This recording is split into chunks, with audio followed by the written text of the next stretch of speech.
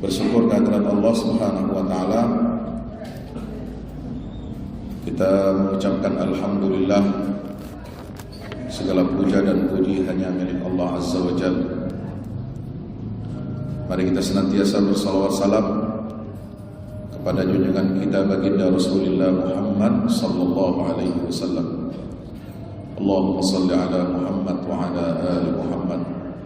Wassalatu wassalamu alayka ya Rasulullah. Kita bersyukur kehadirat Allah Azza wa Jalla yang telah mempertemukan kita di majlis yang mulia ini, majlis yang insyaallah penuh dengan keberkahan dari Allah Subhanahu wa taala, yang dengannya kita berharap kita senantiasa mendapatkan ridha Allah, dan mudah-mudahan dengan kita menghadiri majlis ilmu di mana Rasul sallallahu alaihi wasallam bersabda, "Majtama'a qaumun fi baitin min buyutillah yatluna kitaballahi wa yatadarasunahu bainahum illa nazalat alaihimus sakinah wa ghashiyatuhumur rahmah wa haffat bihimul malaikah wa dzakarahumullahu fi man 'indahu." Tidaklah berkumpul suatu kaum di dalam salah satu rumah Allah Subhanahu wa taala, di mana berkumpulnya mereka adalah untuk membaca ayat-ayat Allah, mempelajari isi dan kandungannya. Bukan hanya ayat itu dibaca, bukan hanya menjadi ritual, bukan hanya untuk menjadi zikir, tapi juga untuk dipelajari isi dan kandungannya. Maka Nabi sallallahu alaihi wasallam menyatakan majlis yang seperti itu akan diturunkan oleh Allah Subhanahu wa taala sakinah, rasa tenang. Karena agama ini kalau kita lihat itu akan memberikan dampak ketenangan bagi batin kita. Dalam penelitian yang dilakukan di negeri-negeri barat, sekarang terjadi banyak kekosongan nilai. Orang tidak tenang menjalani hidupnya. Gelombang orang di barat dan di timur dalam 2 tahun ini mereka masuk Islam karena ingin mencari ketenangan batin. Ada 2 faktor yang menyebabkan banyak orang dalam 2 tahun ini di barat dan di timur masuk Islam. Yang pertama, karena mereka hidupnya merasa hampa dan kosong dari nilai dan tidak mendapatkan ketenangan. Ada masalah mental health, kesehatan mental. Yang kedua yang menyebabkan orang masuk Islam sekarang ini karena peristiwa pembantaian Zionis Israel di Gaza. Mereka melihat keteguhan, mereka melihat kesabaran orang-orang Palestina yang tetap berdiri tegak di atas tanah airnya walaupun dibombardir, walaupun dipaksa untuk diusir paksa keluar, walaupun jumlah korban begitu besar, hancur infrastrukturnya lebih dari 80%, sehingga tidak layak lagi untuk dihuni, tetapi mereka tidak pernah mau untuk angkat kaki dari negeri mereka. Mereka tidak ingin mengulangi kesalahan orang tua terdahulu ketika tahun 1948 mereka mengungsi keluar dari Palestina. Kenapa? Karena diganggu, diintimidasi, diteror oleh milisi-milisi Yahudi. Sebab mereka waktu itu punya harapan suatu saat mereka akan kembali ke tanahnya, ke rumahnya masing-masing, dan mereka masih memegang kunci rumahnya. Orang Palestina yang ada di pengungsian di berbagai negara lebih dari 7 juta orang. Orang tua mereka, kakek nenek mereka masih memegang kunci rumahnya. Karena waktu itu masih ada harapan mereka bisa kembali. Kenapa? Mereka husnuzon, mereka berbaik sangka bahwa saudara-saudara mereka umat Islam di negeri-negeri Arab akan membantu mereka dan akan mengusir Yahudi dari tanah yang mereka duduki. Tapi harapan itu pupus dan sirna dan tidak pernah mereka bisa kembali dari tanah air, dari tanah pengungsiannya kembali ke negeri asalnya. Maka 2 tahun kemarin ketika Gaza dibombardir, mereka bertekad untuk sumud, untuk tidak akan minggat, tidak akan mau diusir paksa keluar dengan bayaran apapun, walaupun harganya harus ditebus dengan nyawa sekalipun. Maka ini sebuah karunia nikmat dari Allah Subhanahu wa ta'ala ketika perjuangan rakyat Palestina ini lalu kemudian mengundang simpati dan didukung oleh masyarakat dunia. Lihat masyarakat dunia dari timur sampai ke barat, mereka menyatakan aksi solidaritasnya. Mereka mengecam pembantaian Israel di jalur Gaza. Mereka menekan pemerintah-pemerintah negara-negara barat untuk mendukung segera berdirinya negara Palestina yang merdeka, dan mereka menekan negara-negara besar di barat untuk menghentikan kerjasama perdagangan ekonomi dengan Zionis, untuk melarang ekspor senjata ke negeri Israel, dan untuk segera melakukan gencatan senjata permanen dan perdamaian di Palestina. Maka ini adalah sebuah kemenangan dari Allah. Gaza 2 tahun terakhir ini menjadi asbab hidayah, menjadi salah satu asbab faktor penting orang tertarik kepada Islam. Alhamdulillahi Rabbil Alamin. Maka mari saya ingin mengingatkan saudara-saudara jamaah subuh Masjid Al-Muhajirin. Ya, betul namanya. Masjid Al-Muhajirin ini luar biasa. Kemarin saya mengisi pengajian ibu-ibu siang atau menjelang asar ya.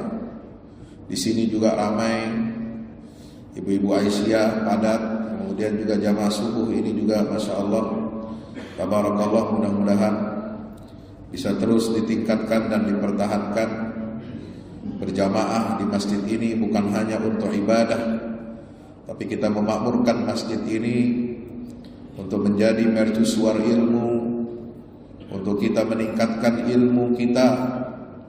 Karena beragama itu kata Nabi SAW, man yuridillahu bihi khairan yufaqihu fid din.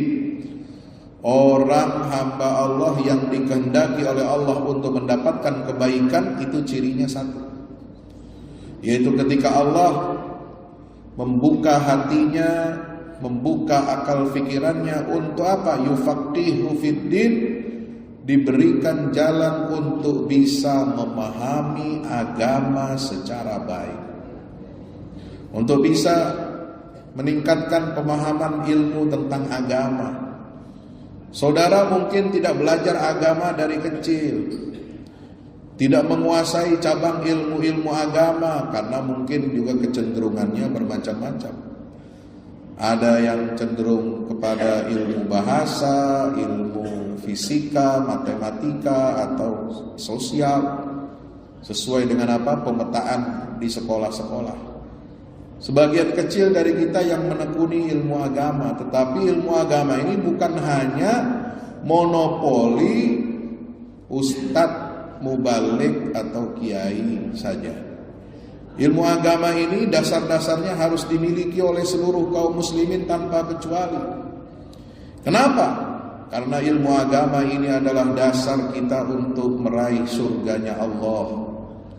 Semua ilmu bermanfaat, tapi ilmu agama ini yang membedakannya dengan ilmu lain apa? Sampean kalau belajar ilmu agama itu jadi tahu mana yang halal, mana yang haram.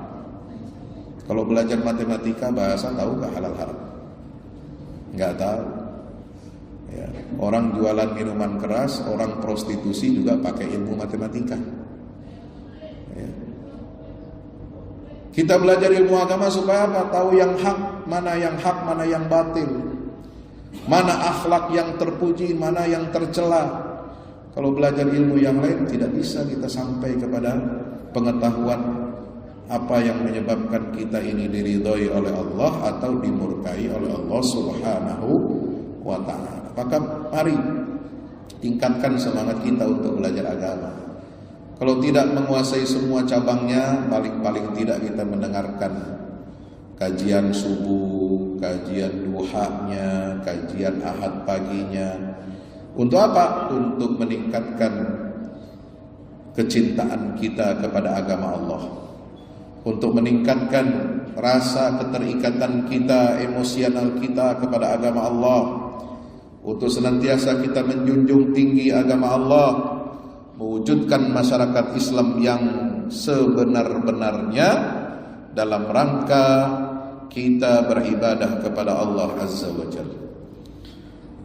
Saya ingin melanjutkan kajian dari daurah kitab Al-Arba'in fi Fiqhin Nasri wa Tamkin, hadis yang ke-31 ya.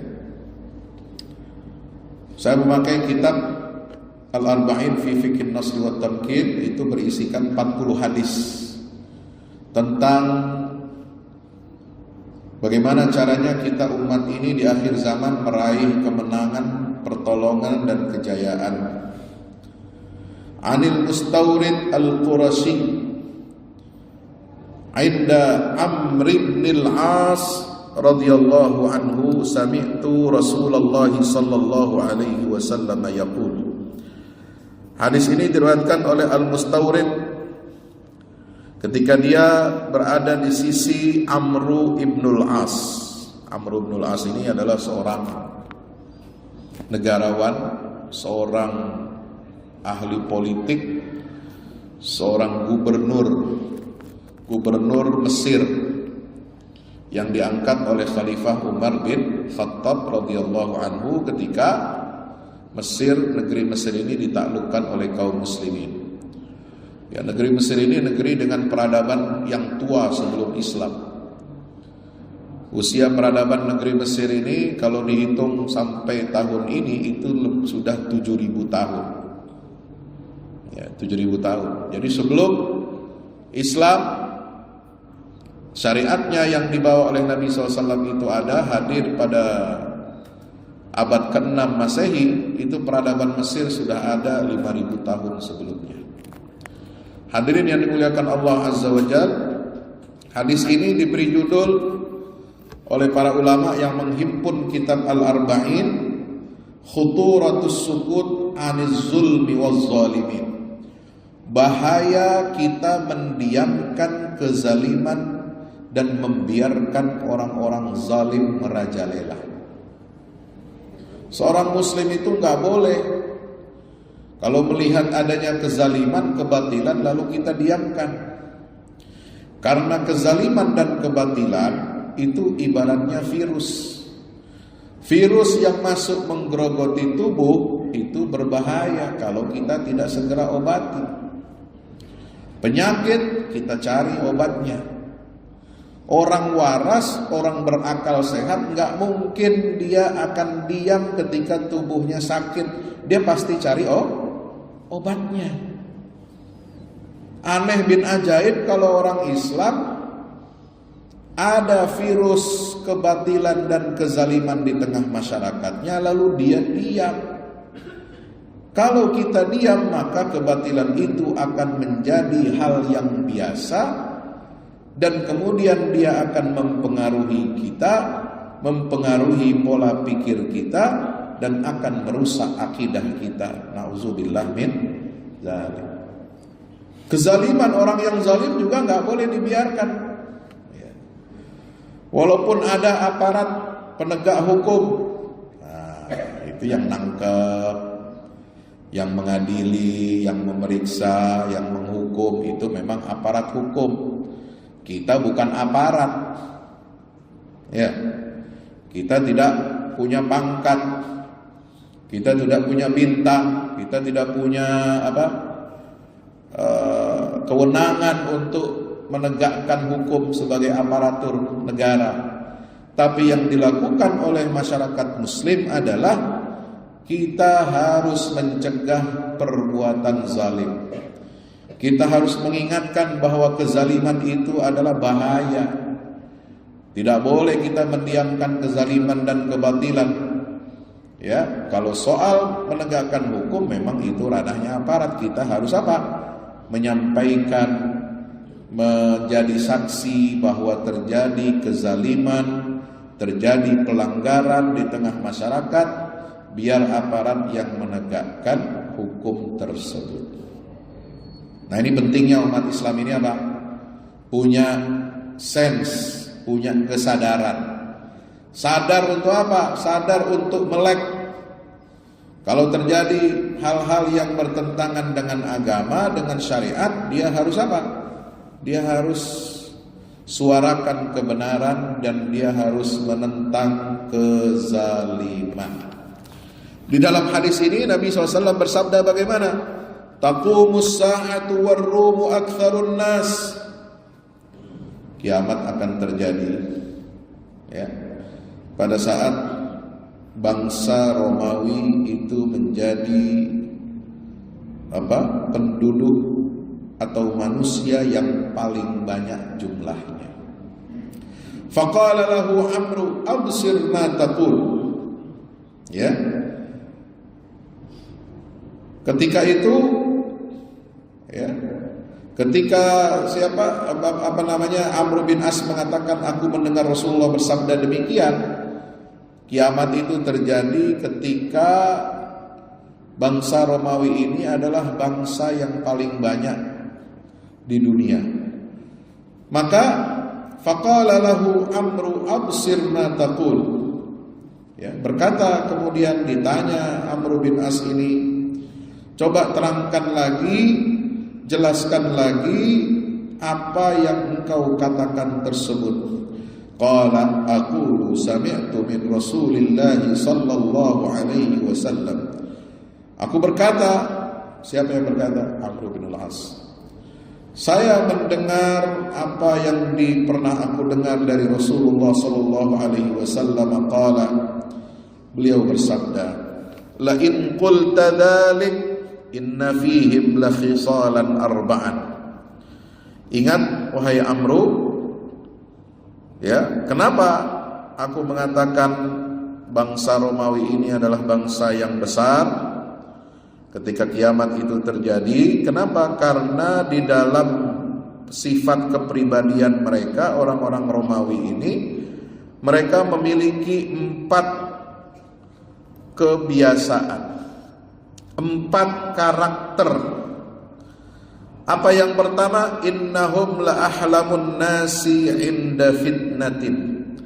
Mereka adalah orang-orang yang paling bijaksana ketika terjadi fitnah. Ya, jadi orang barat, ya, jadi Nabi menyebut Romawi itu secara umum adalah untuk orang-orang barat berkulit putih. Kenapa disebut sebagai bangsa Romawi? Karena pusat kekuasaan mereka itu disebut dengan Rum. Rum itu terbagi menjadi 2. Yang pertama Konstantinopel, yang kedua adalah Vatikan. Itu menunjukkan bahwa dominasi orang-orang barat ini memang landasannya adalah akidah Kristen, Nasrani. Nasrani itu kerajaannya terpecah menjadi 2, Nasrani atau Romawi Barat itu pusatnya di Roma, Vatikan, dan Romawi Timur itu adalah Bizantium, ibu kotanya adalah Konstantinopel. Ya, ini semua yang mencakup Rum. Rum itu, makanya di dalam Al-Quran ada surat namanya surat Ar-Rum. Surat namanya bangsa Romawi. Nah, berarti kalau Allah menyinggung mereka, ya, menyebutkan nama mereka, bangsa ini di dalam Al-Quran, berarti itu sesuatu yang memiliki makna, sesuatu yang penting. Sama seperti Allah menyebut nama surat satu bangsa, yaitu Quraisy, bangsa Quraisy. Karena dari bangsa inilah Nabi Muhammad SAW berasal. Quraisy itu, Bani Hashim itu dari suku Quraisy. Romawi itu adalah kerajaan kekuasaan Kristen yang sangat besar. Dan Kristen, kenapa dia di dunia ini sekarang sampai sekarang ini adalah mayoritas penduduk dunia itu Kristen, itu karena ditopang oleh kerajaan, oleh kekuasaan. Dulu Romawi Timur adalah pusat orang-orang Kristen Ortodoks, tapi kemudian dengan izin Allah, ibu kota Konstantinopel Romawi Timur ini ditaklukkan oleh seorang pemimpin raja yang soleh, seorang muslim, anak muda yang gagah, kuat ilmunya, kuat imannya, akidahnya, yaitu Sultan Al-Fatih Muhammad bin Sultan Murad II, ya, yang kita kenal dengan Sultan Mehmed atau Muhammad Al-Fatih, yang menaklukkan Konstantinopel tanggal 29 Mei 1453. Ya. Maka Nabi suka menyinggung, ya, bangsa Romawi ini. Bahkan Nabi sudah menyatakan, latuftahanal Konstantiniyatu, kota Konstantinopel itu akan ditundukkan, ditaklukkan oleh umat Islam. Falani'mal amiru amiruha, sebaik-baik pemimpin adalah pemimpin yang menaklukkan Konstantinopel. Wala ni'mal jaisu dalikal jais, tentara terbaik di atas dunia ini adalah tentara yang berhasil menaklukkan dan menembus benteng Konstantinopel. Para ulama merujuk, inilah hadis tentang bisyarah nubuwah, kabar gembira dari Nabi SAW tentang penaklukan Konstantinopel yang baru terjadi setelah 800 tahun Nabi mengucapkan hadis itu dengan lisan beliau. Terbukti, alhamdulillahi rabbil alamin. Kemarin saya baru dari Turki 1 minggu sebelum kesini, ya, cuma jedanya 1 hari saja di Jakarta. Ya, sampai hari Kamis tanggal berapa? 18, 19 istirahat, 20 saya sudah ke Banjarmasin. Ya, itu saya kunjungi itu benteng-benteng Wall of Constantine. Benteng Konstantinopel tebalnya itu luar biasa. Dia 3 lapis, pertahanan benteng itu 3. Ya, jadi tidak langsung benteng setelah itu langsung pemukiman, enggak. 3. Ya, dan itu tinggi, besar, tebal, 3 lapis. Dari satu benteng ke benteng berikutnya ada jarak kurang lebih 10 meter. Ya. Lapis pertama 10 meter itu untuk pasukan berjaga-jaga, kemudian ada benteng lagi tinggi, lebih tinggi dari yang pertama, itu sebelah sananya lagi ada lebarnya 10 meter untuk lapis pertahanan juga, baru kemudian benteng yang ketiga di dalam, yang dimana di situ langsung berbatasan dengan rumah-rumah penduduk atau fasilitas-fasilitas negara. Jadi apa keutamaannya orang Romawi ini? Itu disinggung oleh Rasulullah. Rasulullah itu ternyata, ya, kalau bahasa kita sekarang itu pakar ahli antropologi. Ya, mohon maaf, ini mungkin hanya bahasa saya, perumpamaannya. Nabi itu nggak belajar ilmu geografi. Ya, nggak belajar ilmu sejarah dari buku-buku karangan manusia, nggak pernah belajar dari buku-buku karangan orang-orang hebat, filosof-filosof dari Yunani, dari Romawi, dari India, dari Mesir. Tapi beliau tahu karakter satu bangsa yang akan ditaklukkan seperti yang disebutkan dalam hadis tadi, bahwa Konstantinopel itu akan ditaklukkan oleh kalian. Bahkan bukan hanya Konstantinopel.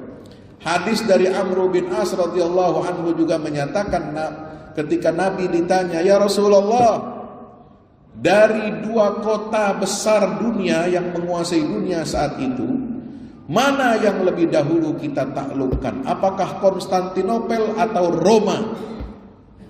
Nabi menjawab, Al-Qustantiniyatu awwalan. Konstantinopel itu akan dibuka dan ditaklukkan lebih dahulu. Artinya apa? Rasulullah memberikan janji, kabar gembira bahwa Roma, ya, bukan Roma Irama. Ini Roma, kota yang begitu bersejarah, ikonik, yang menjadi pusat kekuasaan Kristen Barat Katolik, itu pasti akan ditaklukkan oleh umat Islam. Dan orang kalau melihat datang ke sana, saya baru kemarin dapatkan kabar tulisan ulama ya kita yang datang ke Roma itu, tanda-tanda penaklukan Islam itu sudah ada. Orang sudah kosong, hampa hatinya, nggak dapat apa-apa dari sana itu. Ya, ajaran mereka rapuh, mohon maaf. Hari ini tanggal berapa? Halo? Tanggal 25. Ada apa sekarang?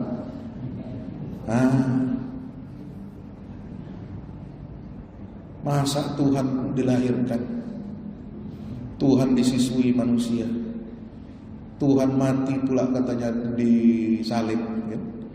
Itu kosong manusia ini. Ya, ajaran itu tidak sesuai dengan fitrah. Kalau bukan karena ditopang oleh kekuasaan, oleh penaklukan-penaklukan yang dilakukan oleh kerajaan Romawi Timur dan Barat, Kristen tidak akan memiliki pengikut yang banyak di seluruh dunia. Maka dengan dakwah Islam inilah nanti Romawi itu, Roma, Vatikan itu akan dimenangkan oleh Islam. Kita harus yakin dan percaya, karena ini lisan Nabi yang ngomong, bukan sembarang orang. Nabi itu dapat wahyu dari Allah, bukan kayak ente mimpi ngaco, ya, mimpi digigit ular, ya, mimpi digigit istri, kan begitu. Nah, kalau Nabi itu mimpinya wahyu. Kalau ngomong itu berdasarkan informasi akurat A1, valid dari Allah yang menciptakan langit dan bumi dan yang menentukan takdir semua makhluk yang ada di atas muka bumi, termasuk takdirnya Roma Vatikan itu. Allah sudah sampaikan melalui lisannya Nabi kita Muhammad sallallahu alaihi wasallam. Dzalika anna fihim la khisalan. Ini jadi Islam itu apa? Kita ini umat Islam itu harus belajar. Kalau ingin berdakwah, kita harus ngerti sifat karakter orang yang akan didakwahi. Nabi mengatakan orang Romawi itu dia punya karakter 4 yang bagus. Ya, kita ini harus nyontoh. Jangan nyontoh orang Barat yang jelek-jeleknya. Nyontoh orang Barat apa? Kekafirannya. Nyontoh orang Barat maksiatnya, minuman kerasnya. Nyontoh orang Barat LGBT-nya, itu goblok namanya. Ya. Jangan nyontoh orang Barat itu yang jelek-jelek, yang ambil yang baik. Nah, Nabi itu begitu. Tidak menutup kebaikan orang lain. Kalau ada kebaikan, sifat-sifat baik, itu Nabi sampaikan kepada kita supaya kita belajar. Inna fihim la khisalan arban. Ada 4 ciri karakter manusia Barat Romawi itu yang baik. Pertama, innahum la ahlamun nasi inda fitnah. Mereka itu kalau menghadapi fitnah, kalau menghadapi ujian, cobaan, itu mereka adalah orang yang paling bijak. Ya, jadi nggak buru-buru apa, termakan hoax, termakan fitnah. Ya, kalau kita kan dikit-dikit sumbu pendek. Nah, disebarkan video hoax. Prabowo penyebab banjir Aceh. Oh, percaya. Bodoh ente. Mohon maaf ya. Jangan kita gampang termakan hoax. Itu video-video begitu disebarkan oleh konglomerat-konglomerat hitam yang memang dia punya hutan digundulin lalu menyalahkan presiden seolah-olah dia yang salah. Ya, Prabowo punya tanah di Aceh itu sudah lama dilepas 90.000 hektar jadi hutan pinus, bukan sawit, nggak ada satu batang sawit. Buat konservasi gajah, ya, untuk apa? Pelestarian gajah Sumatera, gitu. Nah, jadi kita ini nggak boleh ikutan apa? Syahwat nafsu. Kalau terjadi fitnah, berita informasi belum jelas, kita harus apa? Ahlamun nas. Jadilah orang bijak. Sebelum nge-share sesuatu kita harus teliti benar tidak sumbernya. Kita cross check dulu, kita tabayun dulu, kita hati-hati dalam menyebarkan berita. Jangan sampai berita-berita fitnah kita sebarkan sehingga orang salah kemudian kita hukum, lalu orang yang benar, orang yang tidak bersalah, yang tidak bersalah kita hukum, lalu kemudian orang yang benar-benar salah bebas dari hukum. Itu nggak boleh. Yang kedua kata Nabi SAW, asra'uhum ifaqatan ba'da musibah. Orang Barat, orang Romawi itu kata Nabi, orang yang paling cepat bangkit setelah dia kena musibah. Cepat recovery. Tidak gampang menyerah. Tidak gampang putus asa. Ini sifat, Pak. Ya, sifat tabiat manusia itu beda-beda. Nah, kadang ada mental kita mental tempe, ya. Atau mental kayak kerupuk disiram air langsung hanyut, ya. Itu nggak boleh kita mental tempe, mental kerupuk. Kita harus mental kita kuat baja. Islam nggak pernah mengajarkan kita mental tempe. Tempe itu hanya enak dimakan, Pak. Jangan jadi sifat kita, ya. Kerupuk itu hanya enak jadi teman lauk untuk makan. Apalagi kalau makan nasi kuning sama ketupat kandangan. Nah itu saya kalau makan itu pasti harus ada kerupuk dulu. Ya, nggak tahu kalau orang Banjar pakai kerupuk nggak makan begituan, ya. Nah, itu. Jadi Bapak Ibu dirahmati Allah, kita ini harus mencontoh yang baik-baik dari bangsa lain. Jangan kita menganggap kita lebih hebat, kita menutup diri, menutup mata dari kelebihan bangsa-bangsa lain. Nabi itu mencontohkan kita ini menjadi orang terbuka, menjadi orang yang menerima kelebihan-kelebihan orang lain, tidak menutup diri, tidak merasa kita ini sudah sempurna. Kita harus terus perbaiki diri kita. Apa yang baik ada pada bangsa lain ya kita ambil, kita contoh. Insya Allah. Jadi harus cepat bangkit. Kalau kita kena musibah jangan terlalu menyesali, kemudian kita lama bangkitnya, tenggelam dalam kesedihan, ya, meratapi masa lalu. Enggak boleh. Semua itu kalau sudah digariskan di Lauhil Mahfuz semua. Apa yang terjadi di langit dan di bumi, bahkan daun yang berguguran, semua sudah ada tercatat, ya, dalam catatan Allah Subhanahu wa Ta'ala. Insya. Yang ketiga apa kata Nabi SAW? Wa awsyakuhum karratan ba'da farrah. Nah, itu. Jadi orang-orang Romawi ini adalah orang yang cepat tidak pernah menyerah, tidak gampang menyerah, ya. Mereka kalau kalah sekali mereka akan bangkit lalu meraih kemenangan, ya. Ada bangsa ya betul-betul nggak punya semangat hidup, ya. Kalau sudah kalah sekali ya terus rela untuk menjadi budak, rela untuk menjadi menjadi pesuruh, ya. Dia tidak bangkit untuk meraih kemenangan. Nah, tidak seperti itu. Orang Barat itu istilah mereka itu never give up. Apa itu? Tidak gampang menyerah, ya. Insya ini harus kita contoh. Dan bangsa Indonesia itu sebenarnya bangsa yang nggak gampang menyerah, ya. Coba lihat kita menghadapi VOC, menghadapi dulu sebelumnya Portugis, menghadapi Belanda, ya. VOC itu kan berkuasa 200 tahun di Indonesia. Monopoli dagang mulai dari tahun 1602 sampai 1800. 2 abad. Itu nggak pernah mereka bisa menguasai 100% wilayah Indonesia, dalam artian menguasai secara politik, secara militer, dan menguasai atau mengalahkan kerajaan-kerajaan Islam. Ya. Baru terjadi aksi masif mereka menguasai Nusantara itu setelah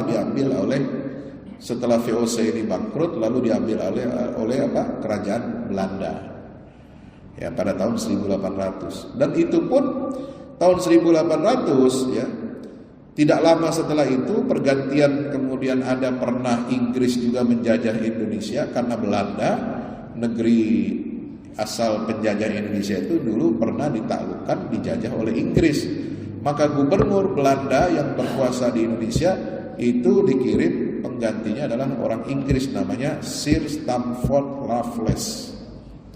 Raffles ini gubernur Inggris. Ya. Itu menghadapi apa? Perlawanan juga dari masyarakat.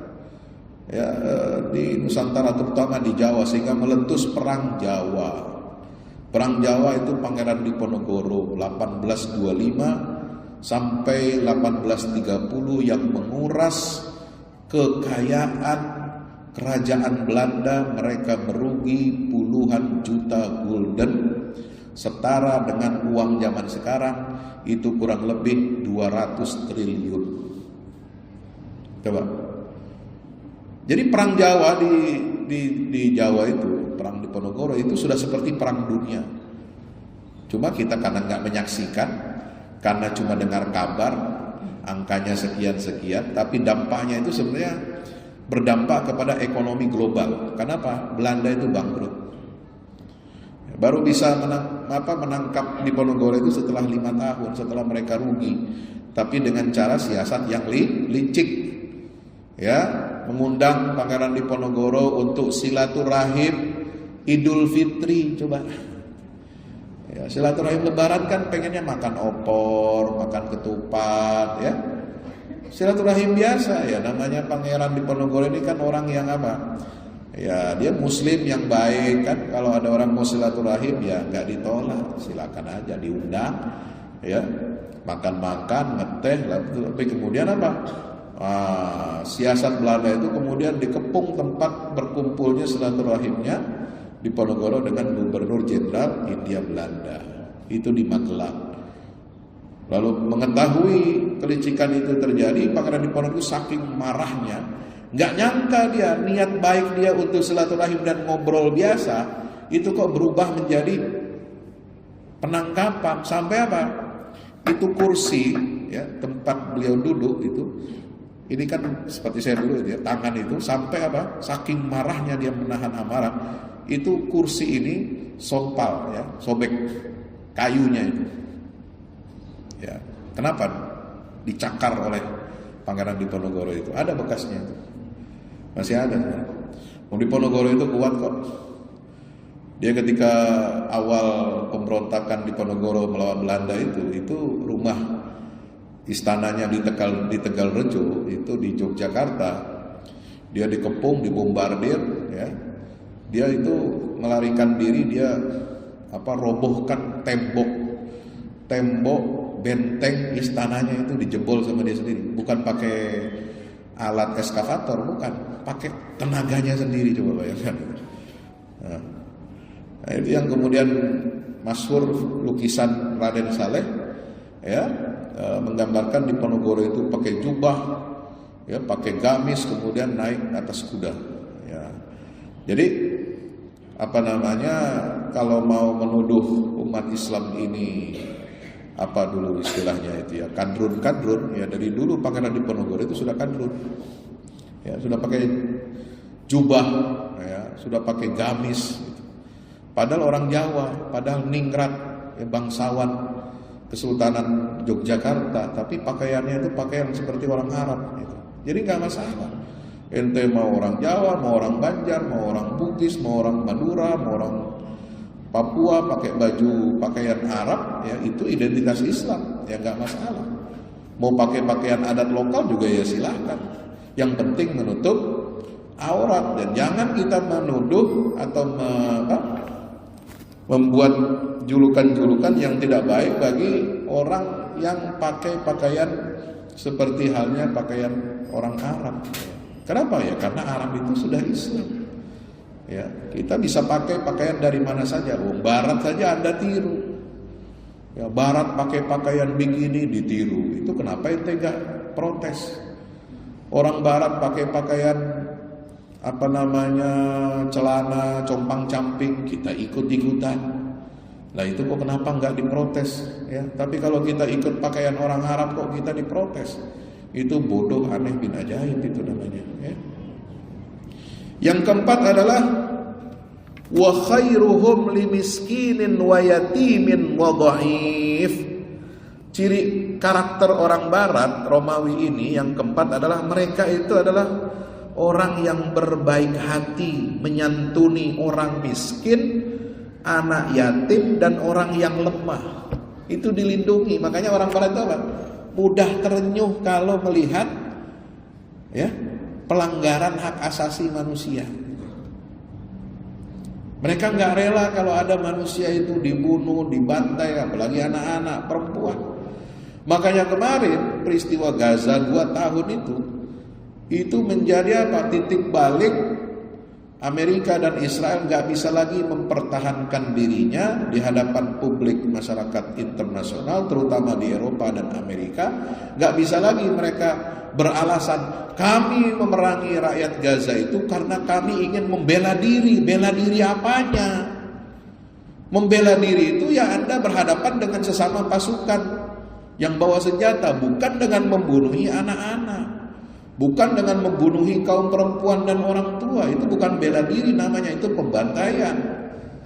Itu adalah genosida. Sehingga apa? Di barat itu luar biasa. Demonstrasi anti Israel ya, masif dan hampir setiap hari terjadi.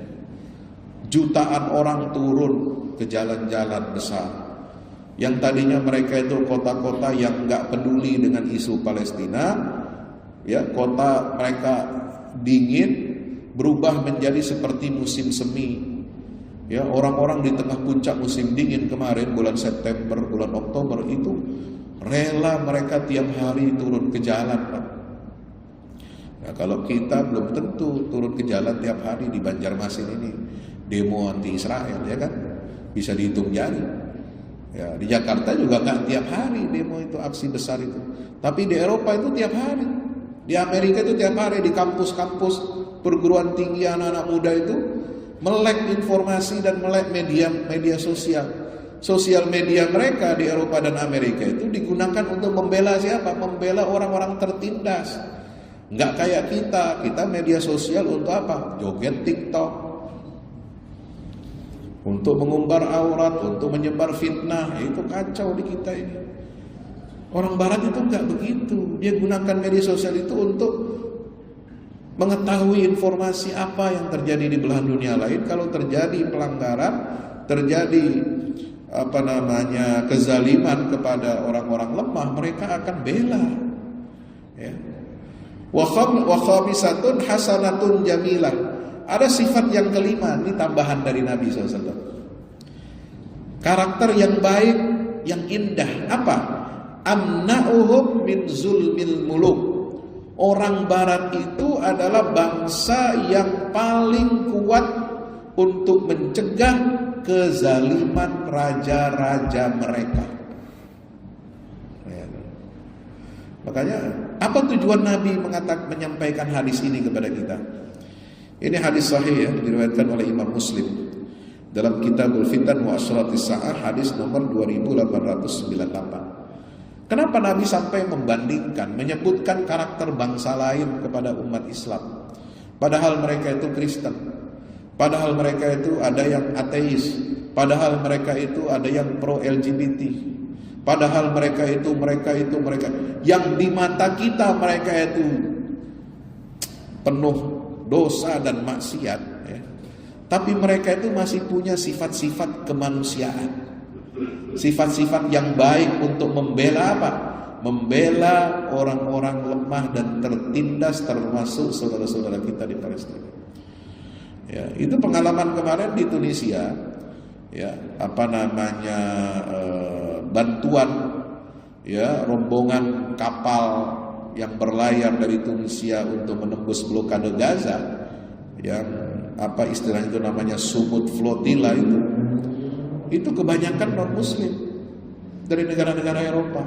Ada yang pengacara, ada yang anggota dewan, ada yang penulis, ada yang aktivis sosial, ada pengusaha, macam-macam. Ada yang LGBT, banyak. Dia demo anti Israel tapi juga mengibarkan bendera LGBT. Ya. Boleh nggak kita kerjasama dengan mereka? Boleh. Untuk apa? menolak kezaliman. Itu yang dicontohkan oleh Nabi SAW ketika Nabi mengatakan, ya, seandainya aku diajak dalam Islam untuk melakukan kesepakatan seperti hilful fudul.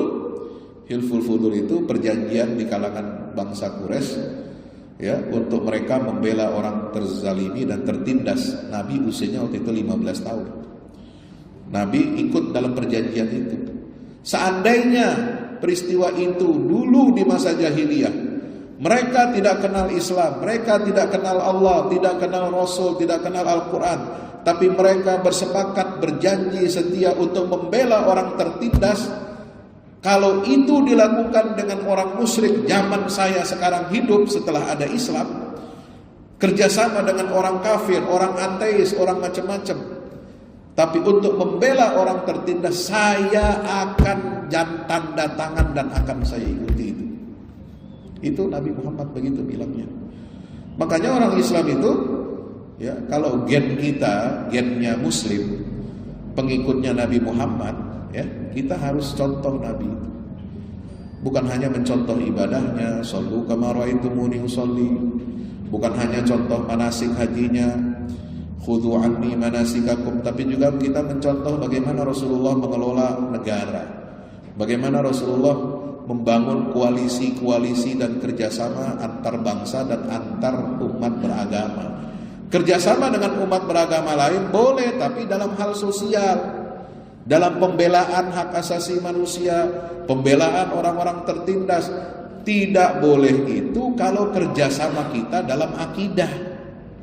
Akidah itu gak boleh dikerjasamakan. Lakum dinukum waliyadin. Gak usah sampean ngucapkan selamat Natal. Itu bukan toleransi namanya, ya. Ada yang bilang lagi, katanya ulama bilang ada ucapan selamat Natal dalam Al-Quran. Loh, kata siapa? Itu katanya surat Maryam 33. Nah, itu baca ayatnya tidak mendalam, tidak tahu, tidak baca lagi tafsirnya seperti apa. Kalau Nabi Isa mengatakan wassalamu alayya yawma wulidtu wa yawma amutu wa yawma ub'atsu hayya, justru itu menentang keyakinan kaum Nasrani bahwa Isa itu adalah Tuhan.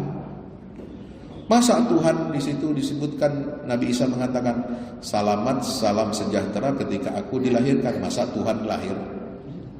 Ada yang melahirkan? Wa yauma amut, hari ketika aku mati juga, kata Nabi Isa, aku diselamatkan oleh Allah, disejahterakan. Kenapa? Nabi Isa selamat dari kematian. Dia nggak mati sampai sekarang. Ada diangkat ke langit. Ya, sementara orang Kristen mengatakan Nabi Isa itu disalib, udah mati katanya. Baru setelah mati 40 hari makamnya kosong, diangkat ke langit. Nah, itu beda, berarti kan beda versi dengan Islam kan? Mati dulu, disalib dulu, dikuburin dulu. Makanya ada gereja di Yerusalem itu ada namanya Kanisatul Qiyamah, gereja kebangkitan. Jadi itu gereja dibangun untuk mengenang, menjadi monumen gereja makam kudus namanya. Makam Nabi Isa itu ada. Nabi Isa itu jasadnya pernah terbujur di situ, dikubur di situ, lalu kemudian hilang setelah 40 hari diangkat ke langit. Nah, itu kan versi yang sudah ditahrif menurut mereka. Kalau kita enggak begitu. Barrafa'ahullahu ilaih. Allah selamatkan Nabi Isa, tidak tersentuh, tidak bisa disalib, dan Allah angkat dia ke langit sampai sekarang hidup. Alhamdulillah. Wa yauma yub'atsu hayya, nanti ketika aku dibangkitkan, ub'atsu hayya, aku dibangkitkan dari kiamat, aku juga diselamatkan dari Allah. Masa Tuhan dibangkitkan pada hari kiamat? Ya, itu enggak nyambung, bro. Jaka sembung bawa golok namanya. Ya. Hadirin dirahmati Allah Subhanahu wa taala, maka kerjasama teologi ini enggak ada. Adanya kerjasama kita menuntaskan masalah-masalah sosial, pembelaan terhadap kaum lemah yang tertindas, kita boleh kerjasama. Koalisi, karena masyarakat pada dasarnya mereka itu punya sifat-sifat baik. Hanya yang jahat ini adalah penguasa-penguasa, oligarki-oligarki di barat yang sudah bekerja sama intensif dengan kelompok Yahudi Zionis internasional. Kalau rakyatnya mah semua menentang Zionis Pak sekarang. Ya, udah nggak laku kampanye menuduh orang yang mengkritik Israel, mengkritik kebijakan Israel itu dengan sebutan antisemitisme. Ya, nah sekarang itu ada Yahudi utusan Presiden Amerika, namanya siapa? Kaplon ini ya. Udah jelek orangnya, pendek lagi. Ya, ngomong di media massa, saya diutus oleh Presiden Trump untuk menertibkan kurikulum pendidikan di Indonesia. Emang lu siapa? Katanya kurikulum di Indonesia ini nggak toleran. Ya, toleran apa? Toleransi di sini kan orang Kristen biasa bagus. Dengan umat agama Hindu bagus, dengan Buddha bagus. Ya, maksudnya dia nggak toleran sama Yahudi. Ya salah lu, kenapa nggak bisa kita toleran sama ente? Bukan kita nggak toleran dengan Yahudi, tapi kalau Yahudi ya menyerang, membunuhi, ya mengusir orang Islam, perilaku mereka itu yang kita benci, yang kita harus lawan, bukan karena agama Yahudinya. Kalau agama Yahudinya sih terserah lu, lakum dinukum waliyadin. Tapi kalau perbuatan kamu itu menghalalkan menumpahkan darah rakyat Palestina, menghalalkan kamu membantai anak-anak dan perempuan, menghalalkan kamu untuk mengusir warga Palestina dari tanah suci yang diberkahi oleh Allah, yaitu bumi Baitul Maqdis, maka perbuatan Anda itu yang akan kami lawan dengan segala kekuatan yang kita miliki. Maka disitulah kita diperintahkan, disyaratkan Allah jihad fisabilillah. Jihad itu bukan karena perang anti suatu agama, bukan agamanya yang kita perangi, tapi perbuatan zalimnya orang yang non muslim, dia berbuat zalim kepada umat Islam. Alladzina yuzahiruna, ya kan, wa yukhrijunakum min diyarikum, itu yang nggak boleh. Itu apa? Kita harus melawan tindakan sewenang-wenang mereka, kezaliman mereka itu yang harus dilawan dengan apa? Dengan jihad fisabilillah. Sampai sini paham? Paham? Insya Allah kita ambil nilai-nilai yang baik dari masyarakat Barat, mereka yang masih sesuai perilakunya, sesuai dengan fitrah Islam, kita dakwahi mereka, ya. Mereka, ya, walaupun kulit putih mau kulit apapun, kalau mereka dekat dengan Islam, kita harus dakwahi mereka. Siapapun yang mengucapkan 2 kalimat syahadat, tadinya mereka itu tidak mengenal Islam, kulit apapun, mereka setelah mengucapkan 2 kalimat syahadat adalah saudara-saudara kita semua. Mudah-mudahan Allah kumpulkan kita di dunia dalam iman dan Islam, dan Allah juga kumpulkan nanti kelak kita di yaumil qiyamah di dalam surganya Allah. Kita semua mendapatkan syafaat dari baginda Rasulullah Muhammad sallallahu alaihi wasallam. Demikian yang dapat saya sampaikan, mudah-mudahan bermanfaat. Terima kasih atas segala perhatian, mohon maaf atas segala kurangan. Nasrul minallah fathun qarib wa basyiril mu'minin. Wassalamualaikum warahmatullahi wabarakatuh.